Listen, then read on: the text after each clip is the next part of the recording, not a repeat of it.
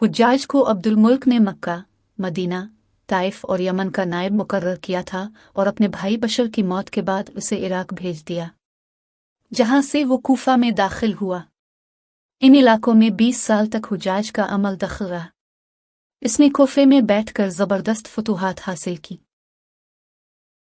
इसके दौर में मुसलमान मुजाहिदीन चीन तक पहुंच गए। हुज्जाज बिन यूसुफ ने ही कुरान पाक पर अराब लगवाए। अल्लाह ताला ने इसे बड़ी फसाहत व बलागत और शुजात से नवाजा था। हुज्जाज हाफिज कुरान था, शराब नोशी और बदकारी से बचता था।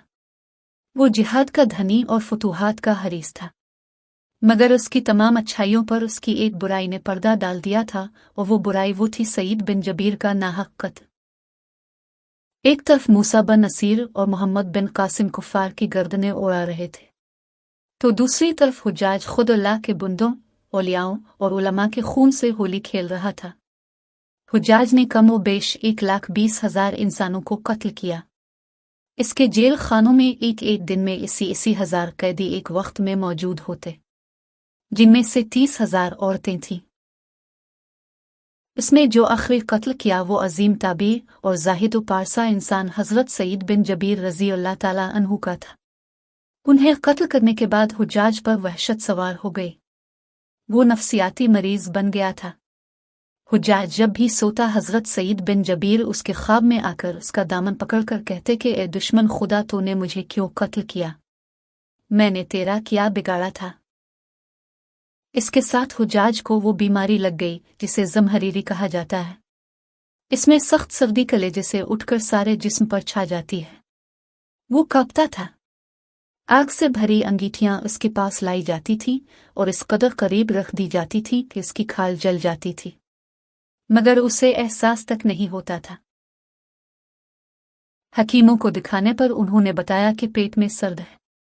एक तबीब ने गोश्त का टुकड़ा लिया और इसे धागे के साथ बांधकर हुज्जाज के हल्क में उतार दिया। थोड़ी देर बाद धागे को खींचा तो इस गोश्त के टुकड़े के साथ बहुत अजीब नस्ल के कीड़े लगे हुए थे। इनसे इतनी बदबू आ रही थी कि जो पूरे 1 मुरब्बा मील के फासले पर फैल गई। दरबारी उठकर भाग गए। हकीम भी भागने लगा। हुज्जाज बोला, तुम कहाँ जाते हो? हकीम बोला, तेरी बीमारी ज़मीनी नहीं आसमानी है। अल्लाह से पनाह मांग। हुज्जाज जब हर तरह की तदबीरों से मायूस हो गया तो उसने हज़रत हसन बसरी रहमतुल्लाह अलैहि को बुलवाया और उनसे दुआ की दरख्वास्त की।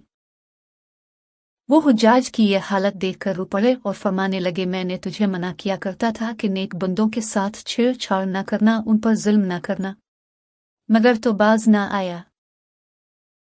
बयान किया जाता है कि हज़रत सईद बिन जबीर रज़ी अल्लाह ताला अन्हु की वफ़ात के 40 दिन बाद ही हुज्जाज की भी मौत हो गई थी। जब देखा कि बचने का इम्कान नहीं तो करीबी अजीज़ों को बुलाया, जो बड़ी कराहत के साथ हुज्जाज के पास आए। वो बोला, मैं मर जाऊं तो जनाजा रात को पढ़ना और सुबह हो तो मेरी कब्र का निशान भी मिटा देना कि लोग मुझे मरने के बाद कब्र में भी नहीं छोड़ेंगे। अगले दिन हुज्जाज का पेट फट गया और उसकी मौत वाक़ई हो गई। अल्लाह पाक जुल्म की रस्सी दराज ज़रूर करता है, लेकिन जब जालिम से हिसाब लेता है तो फरिश्ते भी खशियत इलाही से कांपते हैं। अर्श हल जाता है। अल्लाह जालिमों के जुल्म से हम सबको महफूज रखे। आमीन सुमा आमीन।